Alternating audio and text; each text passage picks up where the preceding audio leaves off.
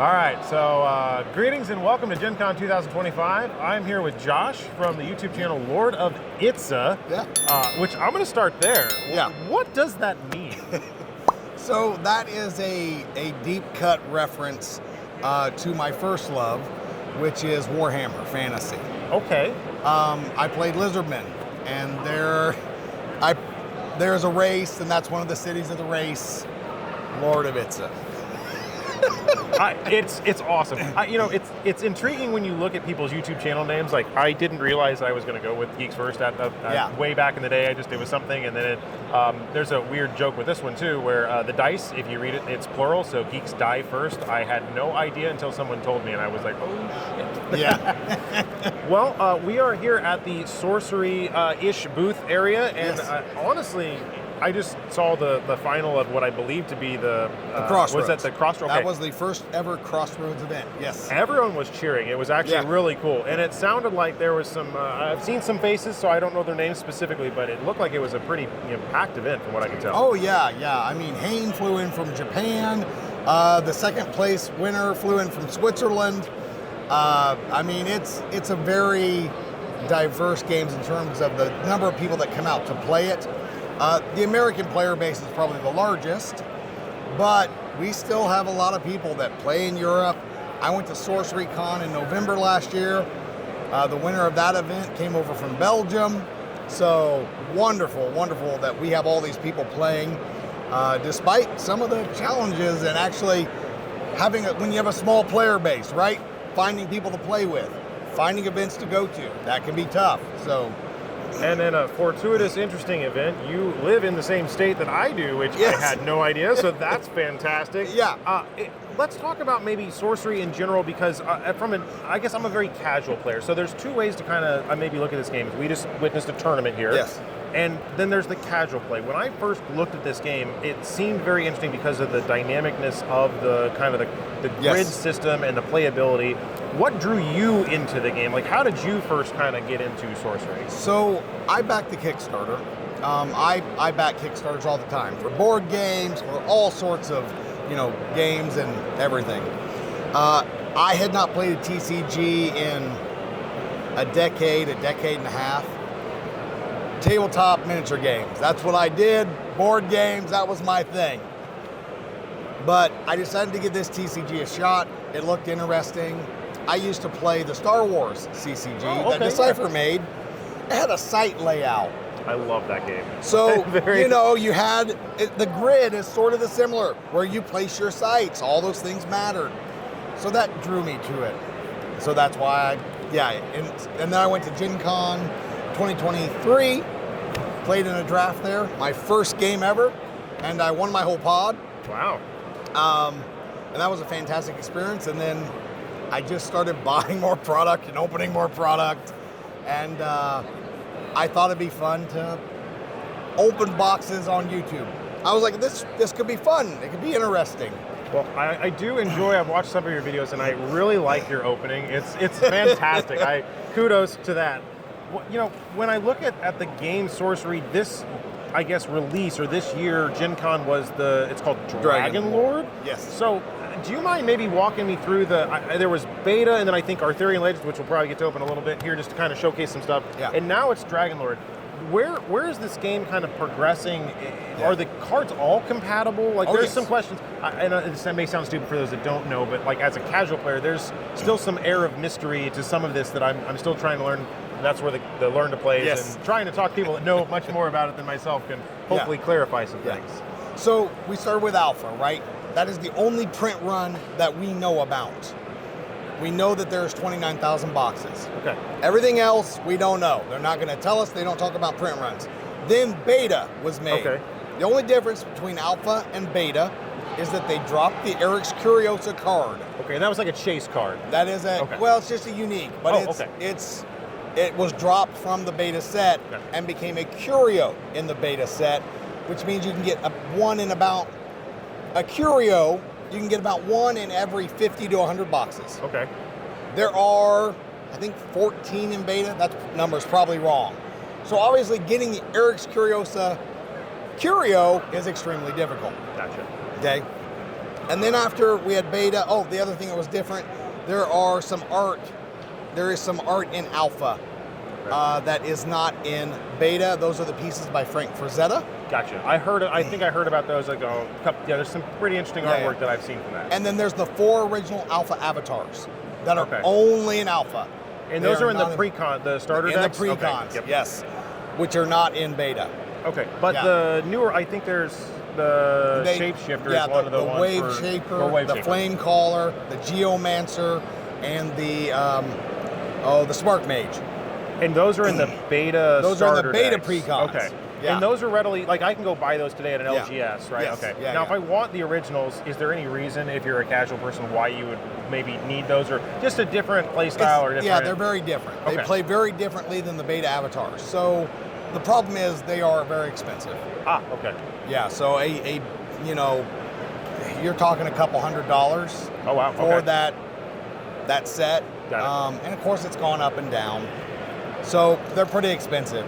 But if my locals, which do want to get into this game, which is one of the reasons I wanted to have more chats and conversation around this, if this game is something they want to get into, the beta starter is more than sufficient to be able to jump in and casually play. Okay. Yes, without a doubt. So if you just want to do the beta, perfectly fine. You can play wonderful games. You will have a great time. That is the best part about Sorcery. You will have fun playing the games. It doesn't even matter if you're losing. You will have fun playing the games, which is really nice. And then so we had beta. That's basically like our base set for everyone to get into the game. Then after that, we had Arthurian Legends. Okay. So Arthurian Legends is obviously based off the Legends of Arthur. It is a very small set, 220, I think, 1 cards. Okay. So when you open a box or two, it gets very repetitive after that. Gotcha. So you do not want to open a lot of Arthurian Legends product. If you want singles, if there's something you want out of this, you should go get it on the secondary market. Gotcha, okay. Open a box or two and then, So from a player base, if we go each buy 1 box, that should give us enough. I think the ordinary, that's another thing, is the ordinary is 4 exceptional. There's a couple rarity levels. I know unique is the highest, I think. Yeah, ordinary, exceptional, elite, unique. Okay. Yeah. And it's 4, 3, 2, and 1 in deck building? That is correct. Okay, got it. Yes, yeah. And that's what really makes Sorcery nice. In other TCGs where you can play with 4 copies of the most expensive cards, in Sorcery you only have to get 1. The most expensive cards, you only need 1. Now there are a few exceptions, of course, but even those it's only 2. So that's much better than most games. So then we went into, you're talking a little bit about Arthurian Legends, which was Knights of the Round Table or Middle Ages theme. Yeah. And then at Gen Con, this dragon theme thing. Now I managed to go ahead and get one of these, and I've already opened it up. I think I'll let you talk about it, but it's very interesting because it's confusing to me why this is a set, and maybe you can help clarify stuff, because this threw me for a pretty big loop, but it looks cool. Yeah, so these 14 cards, or 13 cards, plus there's a foil at the end. My foil was the... Very nice, very nice. One thing I do want to say about the foils, full art backs. So that is one of the most impressive things about Sorcery. It's all about the art, so every foil is this full art back. But this set was basically Ed Beard Jr.'s dream. He built this mythology, and he wanted to do something with it. And it looks like you get an avatar. So the hero, avatar. You get an avatar, and now this avatar, Dragon Lord, basically can use the ability of any dragon in this set, and there are 9 dragons in here if you include Kairos the Automaton. Was that the one that does the board reset? That was so confusing to me. I bet that's a rules nightmare. Yes. Yes. Yeah. Tournament legal though, or?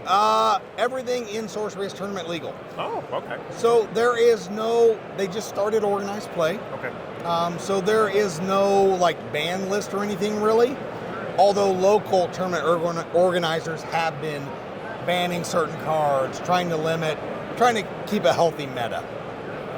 But these 13 cards, were really just made because this was Ed's dream. And so this mini set was created. I don't think we will ever see a product like this again. And as a player, I read these are unique, so that means one of. So Every one of these. That's a full set. You so that buy is the a full box. play set. That's it. Okay. One box, you're done. So for one player to have one box, I can sit down, and if I had two players, they bought theirs, I bought mine, we would have the same pool, so to speak, and we could do as equals and not have to worry about, I don't have that. Okay, that's nice. I like that. Nice. Yes. That's cool. Yeah. So that is the coolest part about that product. Now, after this, we have the next big thing. That is Gothic. Okay, I saw some spoilers, I think, at their booth over there. Yes, there are quite a few spoilers. We've been getting more spoilers, previews. And so that set is going to be the next big building block. We're talking about probably 450-ish cards. And something, if I understand, or maybe people don't know this too, but I was kind of attracted to Sorcery because it's a once a year set. So as a casual, I don't really need to worry about having to keep up with everything. And there seems to be a different dynamic. Any insight maybe why they chose to go that pattern by any chance? Because it's a casual game. It's a casual game. And we all, look, everyone who's been in a TCG, back when I did it, it was 4 sets a year. Now it's like 22. It's hard to keep. It is hard to keep up. It's hard to keep up. People don't have that kind of money. So this game is made for casual players. You can buy the new set once a year, play it for a couple of months, go play something else, whatever else you enjoy, and then when the next set comes out, come back to it. Gotcha. Yeah, so that's what's great about it. Now, it has led to some problems on the competitive side, right? Because the cards are, especially with Arthurian Legends, we had 220 new cards for a year. Gotcha. That makes so people discover the maybe the good combos early, and then that becomes kind of what people strive for. Yeah. So that is the problem. Now, recently we did just have a major rules reset with the Codex. Okay. Fundamentally changed how the game is played. Oh, okay. So I need to relearn some stuff. Yes, So the Codex is a wonderful new tool that Eric's Curiosa has deployed on their website, curiosa.io. Okay. And you can go into the Codex. You can search anything you want to search. If you want to know how drop works, search drop. It'll bring it right up.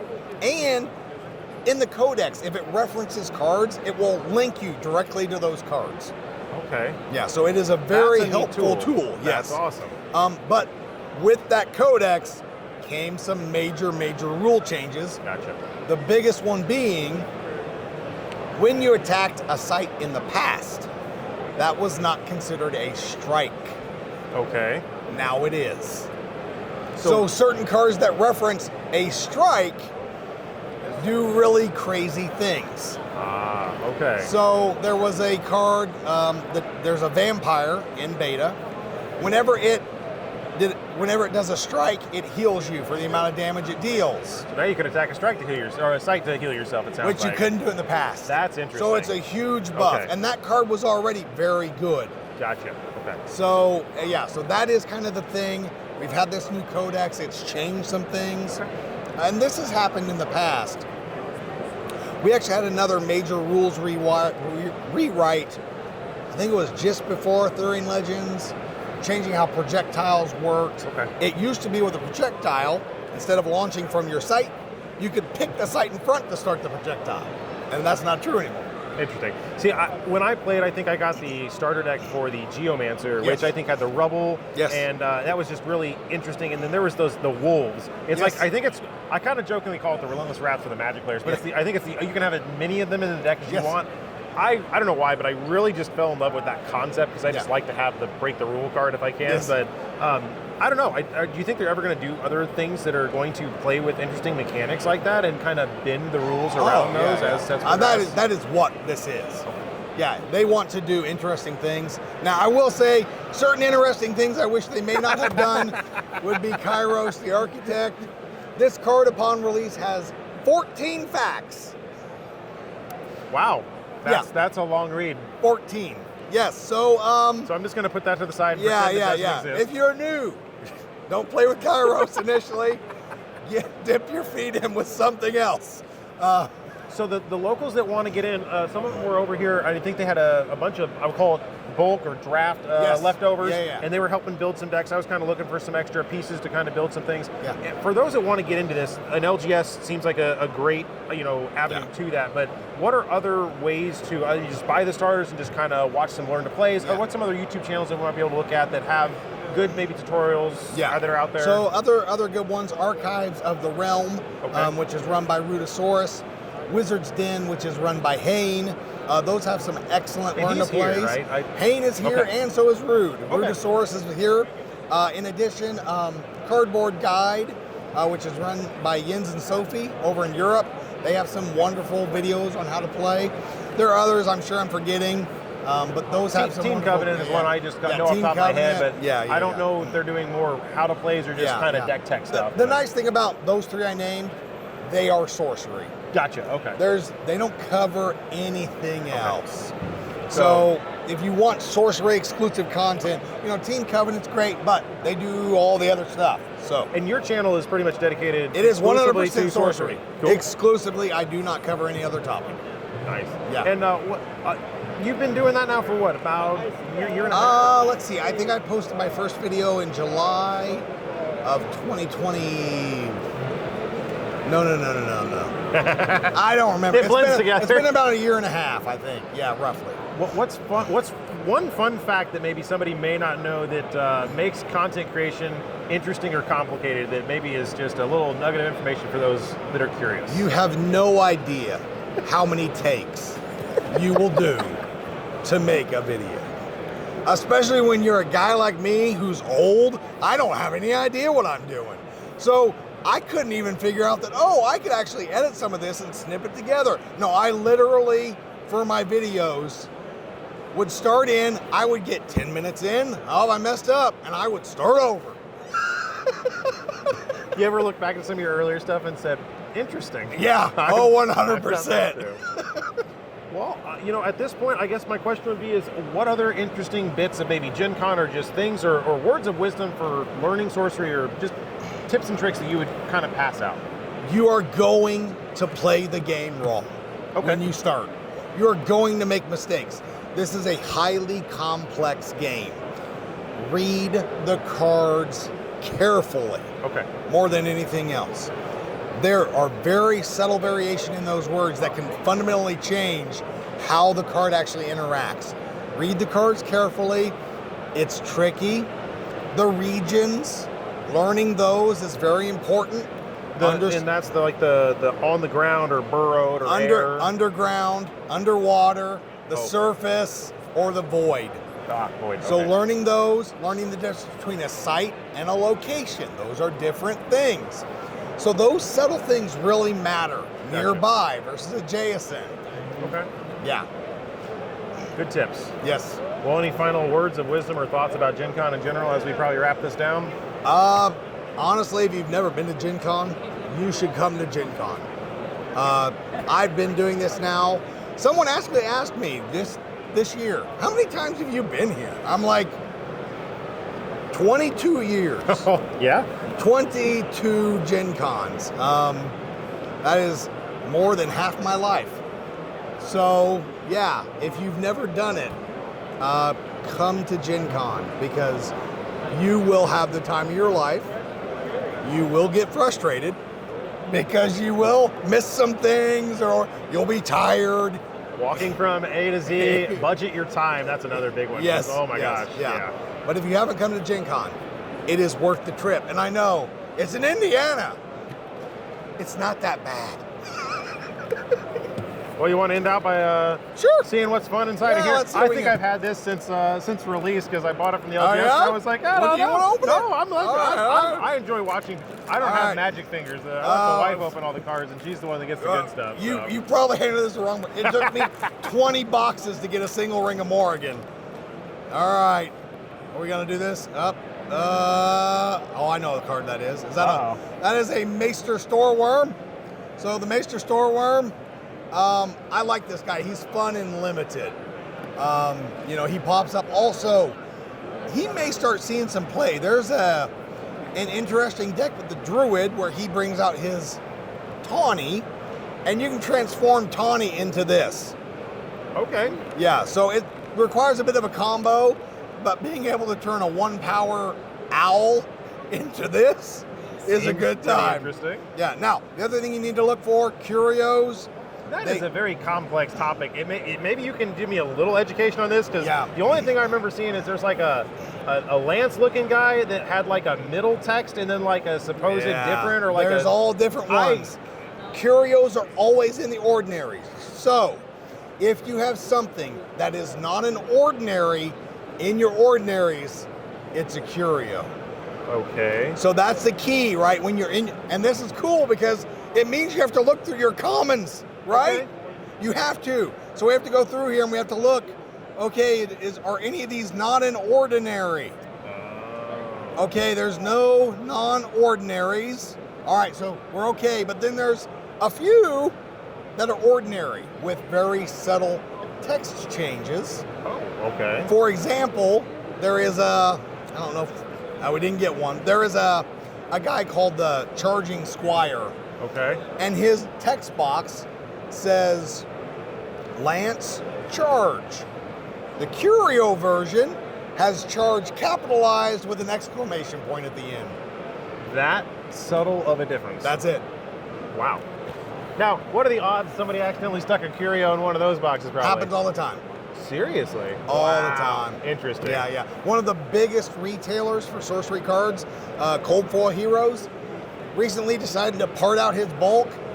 I think there was something like 20 curios found in the bulk that he sent out. And this is a professional Wow. who does this for a living. Interesting stuff. Yes. Well, it has been a blast. Thank you very much. I hope you enjoy the rest of your Gen Con. You too. And we'll probably see you next year. So Okay. farewell, and Thank see you you all. next time.